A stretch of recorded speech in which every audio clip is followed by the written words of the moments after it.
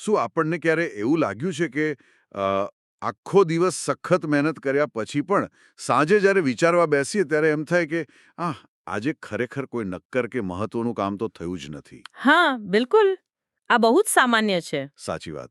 આપણે બધા આ પરિસ્થિતિમાંથી ક્યારેક ને ક્યારેક પસાર થયા જ છીએ. બસ સતત દોડતા રહીએ છીએ પણ પહોંચતા ક્યાંય નથી. હમ.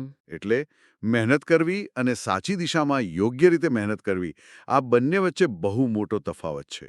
તો આજના આ ઊંડાણપૂર્વકના વિશ્લેષણમાં આપણે એક એવી સિસ્ટમ ડીકોડ કરવાના છે જે આ તફાવતને ભૂંસી નાખે છે. બરાબર. આપણી પાસે આજે ડિપ્લોમા એન્જિનિયરિંગના ઇન્ડસ્ટ્રીયલ એન્જિનિયરિંગ વિષયના પ્રથમ પ્રકરણની સ્લાઇડ્સ અને સ્ટડી નોટ્સ છે. અને ના, આ કોઈ જૂના જમાનાની ધુમાડા કાઢતી ફેક્ટરીઓ પૂરતું સીમિત નથી. ના, જરાય નહીં. આ તો ઉત્પાદકતા એટલે કે પ્રોડક્ટિવિટી વધારવાની એક એવી માસ્ટર બ્લુપ્રિન્ટ છે જે ફેક્ટરીથી લઈને આપણા રસોડા અને ઓફિસ ડેસ્ક સુધી લાગુ પડે છે. આપણા સ્ત્રોતોમાં સ્લાઇડ 1માં શરૂઆતમાં જ એક બહુ રસપ્રદ ચિત્ર આપેલું છે. ઓ હા, પેલું મગજવાળું ચિત્ર. હા, એક માનવ મગજ છે જે મશીનના ગિયર્સ સાથે જોડાયેલું છે અને તેમાંથી લીલા પાંદડા ફૂટી રહ્યા છે. હમ. આ ચિત્ર મને બહુ જ પ્રતિકાત્મક લાગ્યું. બિલકુલ. આ ચિત્ર ખરેખર આખા વિષયનો આત્મા છે. જુઓ, સામાન્ય રીતે લોકો માને છે કે ઇન્ડસ્ટ્રીયલ એન્જિનિયરિંગ એટલે માત્ર મશીનો અને રોબોટ્સ વિશેનો અભ્યાસ. બરાબર. પરંતુ આ સ્લાઇડ 1 એ મોટી ગેરસમજ તોડે છે. મશીન ભલે ગમે તેટલું આધુનિક કે મોંઘું હોય, તેને ચલાવવા માટે માનવ બુદ્ધિની જ જરૂર પડે છે. સાચી વાત છે. વર્ક સ્ટડી અથવા કાર્ય અધ્યયન એ આ બંનેના સમન્વયનું વિજ્ઞાન છે. તે કોઈ યાંત્રિક પ્રક્રિયા નથી, પણ કામ કરવાની પદ્ધતિમાં બુદ્ધિ અને તર્કનો સચોટ ઉપયોગ છે. તો ચાલો આ તર્કને પાયાથી સમજીએ. સ્લાઇડ 2 પર જઈએ તો કોઈપણ કામને સુધારતા પહેલા એ સમજવું જરૂરી છે કે આપણે ખરેખર મેળવવા શું માંગીએ છીએ.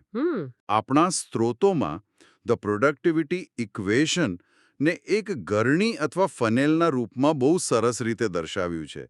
આ ગરણીની અંદર ઉપરથી 3 મુખ્ય વસ્તુઓ જાય છે: શ્રમિક, મશીન અને સામગ્રી. એટલે કે મેન, મશીન અને મટીરિયલ. હા, બરાબર.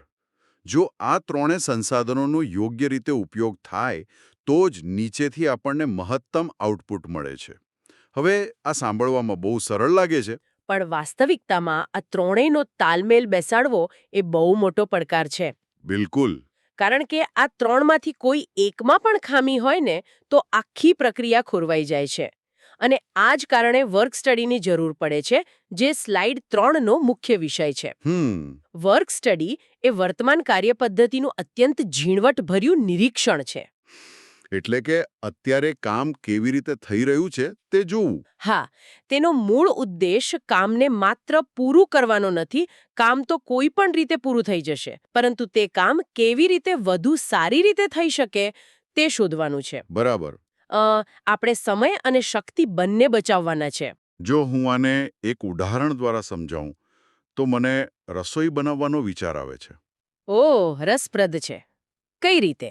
જુઓ, જેમ સારી વાનગી બનાવવા માટે માત્ર સારા મસાલા એટલે કે સામગ્રી અને ગેસ એટલે કે મશીન પૂરતા નથી, પણ રસોઈયાની એટલે કે શ્રમિકની પદ્ધતિ યોગ્ય હોવી જોઈએ. જો તે યોગ્ય ક્રમમાં બધું ન કરે તો વાનગી બગડી જશે. તેવી જ રીતે ઉત્પાદકતા માટે આ ત્રણેયનો વ્યવસ્થિત ઉપયોગ જરૂરી છે. આ ઉદાહરણ એકદમ સચોટ છે, કારણ કે યોગ્ય પદ્ધતિ વિના બધું નકામું છે. અને આ જ વાત આપણને સ્લાઇડ 4 થી 7 તરફ લઈ જાય છે, જ્યાં વર્ક સ્ટડીના 2 મુખ્ય સ્તંભ દર્શાવ્યા છે. હા, પદ્ધતિ અધ્યયન અને કાર્યમાપન. બરાબર. વર્ક સ્ટડીને એક વિશાળ વૃક્ષ તરીકે કલ્પીએ તો તેની આ 2 મોટી ડાળીઓ છે. પહેલું છે પદ્ધતિ અધ્યયન, જેને આપણે મેથડ સ્ટડી કહીએ છીએ, અને બીજું કાર્યમાપન એટલે કે વર્ક મેજરમેન્ટ. તો આપણે પહેલા પદ્ધતિ અધ્યયન પર ધ્યાન કેન્દ્રિત કરીએ. તેનો સીધો સાધો અર્થ એ છે કે કામ કરવાની રીતને સરળ બનાવવી. હા. સ્લાઇડ 5માં આના ફાયદા સમજાવવા માટે એક જગ્યાએ કામદાર અને મશીનના હલનચલનનો પહેલા અને પછીનો નકશો દર્શાવ્યો છે. એ જોઈને મને સમજાયું કે આપણે ઘણીવાર માત્ર કામ પૂરું કરવા પર ધ્યાન આપીએ છીએ. સાચી વાત. પણ એ કામ કરવા માટે આપણે કેટલા બિનજરૂરી આંટાફેરા કરીએ છીએ તેના પર આપણું ધ્યાન જ નથી હોતું. અને એ જ સૌથી મોટો અદ્રશ્ય દુશ્મન છે જેને આપણે વેસ્ટ કહીએ છીએ. હા, પદ્ધતિ અધ્યયન એ જુએ છે કે કામદાર ક્યાં ઊભો છે, મશીન ક્યાં છે. બરાબર. જો કોઈ કામદારને એક નાનકડું ટૂલ લેવા માટે દિવસમાં 50 વખત પોતાની જગ્યાએથી 10 ડગલા ચાલીને જવું પડતું હોય તો તે માત્ર સમયનો બગાડ નથી, ના, જરાય નહીં. તે કામદારની શારીરિક ઊર્જાનો પણ ભયંકર બગાડ છે. પરિણામે દિવસના અંતે તે વધુ થાકી જશે. અને થાકશે એટલે ભૂલો કરશે. બિલકુલ. પદ્ધતિ અધ્યયન દ્વારા લેઆઉટમાં ફેરફાર કરીને એ ટૂલબોક્સને કામદારની પહોંચમાં લાવવામાં આવે છે. ઓહ, એટલે સીધો ફાયદો એ થાય કે શ્રમ ઘટે. હા, અને કાર્યસ્થળ પર સુરક્ષા પણ વધે અને આઉટપુટમાં આપોઆપ સુધારો થાય. આ પદ્ધતિ અધ્યયનની વાત તો એકદમ વ્યવહારિક છે. પણ જ્યારે આપણે બીજા સ્તંભની વાત કરીએ, કાર્યમાપન, ત્યારે મારા મનમાં થોડી શંકા જન્મે છે. કેવી શંકા?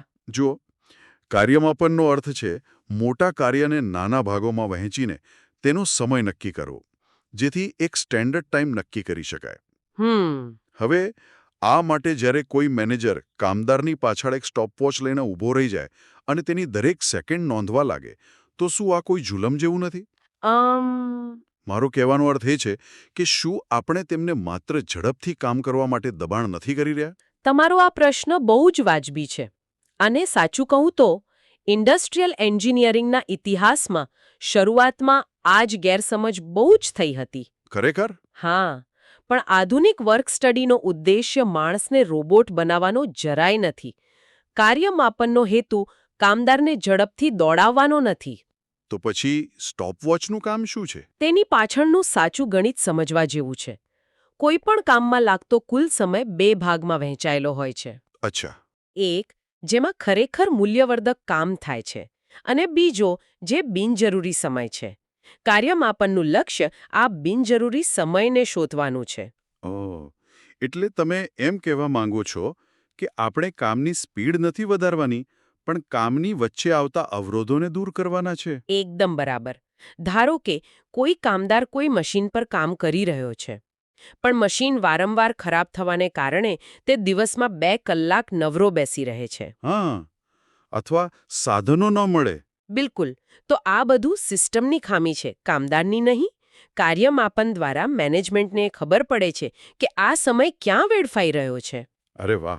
જ્યારે સિસ્ટમમાંથી આ અવરોધો દૂર થાય ત્યારે કામદારને દોડ્યા વિના પોતાના સ્વાભાવિક વેગથી કામ કરીને પણ વધુ સારું પરિણામ આપવાની તક મળે છે. આ ખરેખર એક બહુ મોટો અને સકારાત્મક દૃષ્ટિકોણ છે. એટલે કે પદ્ધતિ અધ્યયન અને કાર્યમાપન એ એક જ સિક્કાની 2 બાજુઓ છે. જી હા. પદ્ધતિ અધ્યયન પ્રક્રિયા સુધારે છે અને કાર્યમાપન તેનું મૂલ્યાંકન કરે છે. બરાબર. અને આ જ સમજણ આપણને સ્લાઇડ 8 પર લઈ જાય છે, જ્યાં એક બહુ જ મહત્વનો નિયમ આપેલો છે. હા, અમલીકરણનો સુવર્ણ નિયમ, ધ ગોલ્ડન રૂલ. બરાબર. આ નિયમ બહુ જ સ્પષ્ટ કહે છે કે ખરાબ પ્રક્રિયાનો સમય માપીને ક્યારેય કાર્યક્ષમતા લાવી શકાતી નથી. આ વાક્ય બહુ જ ઊંડું છે. જો હું આને આજના કોર્પોરેટ જગતની પરિસ્થિતિ સાથે સરખાવું તો ઘણી કંપનીઓમાં મેનેજમેન્ટને ડેટાનો બહુ જ શોખ હોય છે. બધું જ માપવું હોય એમ. હા, પણ જો તમારી પ્રોસેસ જ ખરાબ હોય, જો એક નાનકડી મંજૂરી માટે ફાઇલ 10 લોકોના ટેબલ પર ફરતી હોય અને પછી તમે માપવા બેસો કે દરેક ટેબલ પર ફાઇલ કેટલી મિનિટ પડી રહી છે, તો તેનો કોઈ જ અર્થ નથી. બિલકુલ અર્થ નથી. તમે માત્ર એ જ સાબિત કરી રહ્યા છો કે તમારી ખોટી પ્રોસેસ કેટલી ધીમી છે. સાચી વાત. મૂળ સમસ્યા તો એ છે કે ફાઇલ 10 ટેબલ પર જવી જ ન જોઈએ. બરાબર. અયોગ્ય પદ્ધતિમાં ઝડપ લાવવી એ સમયનો સૌથી મોટો બગાડ છે. એટલે જ નિયમ સ્પષ્ટ છે, પહેલા યોગ્ય પદ્ધતિ શોધો અને પછી જ સમય માપો. આ તર્ક તો બહુ જ સચોટ છે. પણ હવે મુખ્ય પ્રશ્ન એ થાય છે કે આ બધું વાસ્તવિકતામાં કેવી રીતે કરવું? કોઈ ચાલુ ફેક્ટરી કે ઓફિસમાં આ સિદ્ધાંતો લાગુ કરવા માટે કોઈ ચોક્કસ પ્રક્રિયા તો હશે જ ને? હા, અને એ જ સ્લાઇડ 9 થી 14માં સમજાવ્યું છે.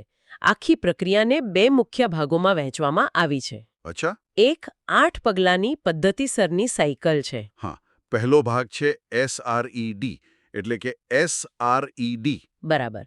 વિશ્લેષણ અને નવીનીકરણ. અને બીજો ભાગ છે MDIM, એટલે કે MDIM, અમલીકરણ અને માનકીકરણ. તો ચાલો આ પ્રથમ ભાગના 4 પગલાં જોઈએ. પહેલો અક્ષર છે S, એટલે કે સિલેક્ટ, પસંદ કરો. કોઈ પણ સંસ્થામાં હજારો પ્રક્રિયાઓ ચાલતી હોય. તમે બધું એકસાથે ન બદલી શકો. સાચી વાત. એટલે તમારે એવું કાર્ય પસંદ કરવું પડે જ્યાં સુધારાની સૌથી વધુ જરૂર હોય, જ્યાં ખર્ચ વધુ હોય અથવા કામદારને થાક લાગતો હોય. બરાબર છે. અને પસંદગી કર્યા પછી બીજું પગલું છે R, એટલે રેકોર્ડ, નોંધણી. હા, અહીં એક બહુ મોટી ચેતવણી આપી છે કે ક્યારે અંદાજ ન લગાડો. બિલકુલ નહીં. સચોટ ડેટા ભેગો કરવો. મને લાગે છે કે આ બહુ અગત્યનું છે, કારણ કે આપણે હંમેશા એવું જ માનીએ છીએ કે આપણે બહુ કામ કરીએ છીએ. સાચી વાત છે. માનવ મગજ પક્ષપાતી હોય છે. એટલે જ વર્ક સ્ટડીમાં વિડિયો રેકોર્ડિંગ કે ફ્લો ચાર્ટનો ઉપયોગ થાય છે. ડેટા તટસ્થ હોય છે. અને એકવાર ડેટા મળે પછી ત્રીજું પગલું આવે છે E, એટલે કે એક્ઝામિન, તપાસ. આમાં શું કરવાનું હોય? અહીં તમારે પ્રશ્નો પૂછવાના છે. શા માટે આ કામ આ જ રીતે થાય છે? શું આ ખરેખર જરૂરી છે? આ તપાસનો તબક્કો ખરેખર બહુ પાવરફુલ છે, કારણ કે મોટાભાગે એવો જવાબ મળે કે અમે તો વર્ષોથી આ જ રીતે કામ કરીએ છીએ. હા, એ યથાસ્થિતિને પડકારવાળી વાત છે. અને જ્યારે તમે આવા સવાલો પૂછો ત્યારે તેમાંથી ચોથું પગલું જન્મે છે, D, એટલે કે ડેવલપ. બરાબર, વિકાસ. જૂની ખામીઓ દૂર કરી શ્રેષ્ઠ અને ઝડપી પદ્ધતિ વિકસાવવી. અને અહીં આપણો પહેલો તબક્કો પૂરો થાય છે. હવે બીજો તબક્કો MDIM શરૂ થાય છે. આમાં M અને D નો અર્થ છે મેઝર અને ડિફાઇન.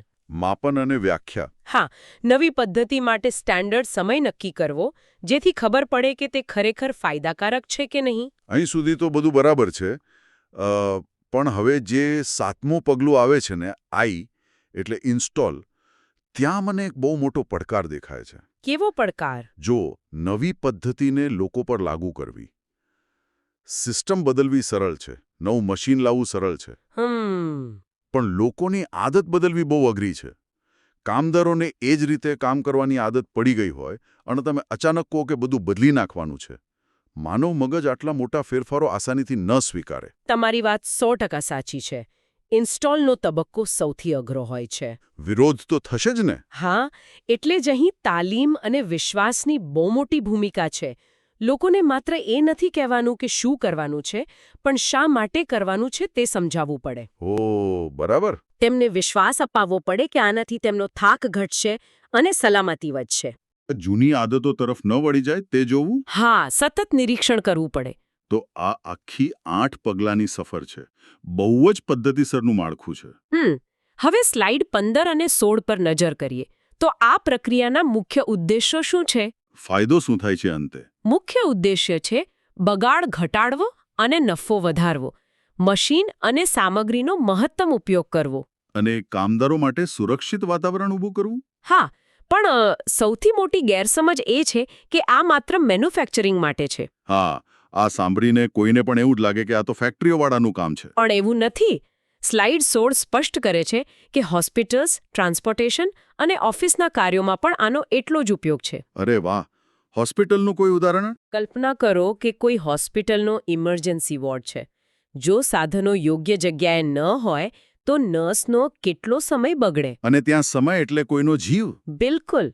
યોગ્ય લેઆઉટ દ્વારા બચાવાયેલી એ અમુક સેકન્ડ્સ કોઈ માણસને નવું જીવન આપી શકે છે. ઓહ, આ તો ખરેખર આંખ ઉઘાડનારું છે. ટ્રાન્સપોર્ટેશનમાં પણ આવું જ થતું હશે. ડિલિવરી બોય કયા રૂટ પરથી જશે તે પણ મેથડ સ્ટડી જ છે. હા, ઈંધણ અને સમય બચાવવા માટે. ઇવન આપણી ઓફિસોમાં ફાઇલો સેવ કરવાની પદ્ધતિમાં પણ સુધારાનો અવકાશ હોય છે. સાચી વાત છે. જ્યાં પણ કામ થાય છે ત્યાં તેને વધુ સારી રીતે કરવાની તક હંમેશા રહેલી છે. અને આ જ સ્લાઇડ 17નો નિષ્કર્ષ છે. કાર્ય અધ્યયન એ કોઈ એક વખતની પ્રક્રિયા નથી. તો શું છે? આ સતત સુધારા એટલે કે કન્ટિન્યુઅસ ઇમ્પ્રુવમેન્ટની સંસ્કૃતિ છે. આપણા સ્ત્રોતોના અંતમાં એક બહુ જ પ્રભાવશાળી વાક્ય લખેલું છે. આજનું શ્રેષ્ઠ પ્રદર્શન એ આવતીકાલનું ન્યૂનતમ ધોરણ હોવું જોઈએ. બહુ જ સુંદર વિચાર છે. Today's best should be tomorrow's minimum. એટલે કે આજે જે બેસ્ટ છે, આવતીકાલે તે તમારી બેઝલાઇન બની જવી જોઈએ. હા, આપણે દરરોજ થોડું થોડું બહેતર સંચાલન કરતા રહીએ તો અકલ્પનીય ઉત્પાદકતા લાવી શકીએ. આજના આ ઊંડાણપૂર્વકના વિશ્લેષણે ખરેખર બહુ મોટી ક્લેરિટી આપી છે.